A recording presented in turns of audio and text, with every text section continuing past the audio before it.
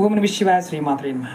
ఈ షార్ట్ వీడియోలో చాలామంది మాకు ఎప్పుడు ఈ నరఘోష తగులుతుందండి, జనఘోష తగులుతుందండి, మేము అలా బయటికి వెళ్ళి వస్తే చాలండి మా పిల్లలకు కానీ మా కుటుంబానికి కానీ మేము చచ్చిపోతున్నామండి, ఇబ్బంది పడిపోతున్నామండి, ఏదైనా తేలికైన మార్గం చెప్పండి అని చాలామంది అడిగారు.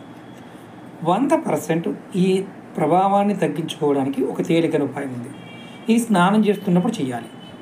మీరు స్నానం చేస్తున్నప్పుడు మనకి హిమాలయ ఉప్పు దొరుకుతుంది, లావుగా ఉంటుంది, కొంచెం ఎరుపుగా నలుపుగా ఉంటుంది. ఆ ఉప్పు కొద్దిగా పౌడర్ చేసుకోండి. అలాగే నిమ్మకాయ 5 చుక్కలు నిమ్మకాయ డ్రాప్స్ నీళ్ళలో వేసుకోండి. అలాగే మనకి జాజికాయ దొరుకుతుంది కదా, జాజికాయ పౌడర్ చేసుకొని మామూలు పక్కన పెట్టుకోండి.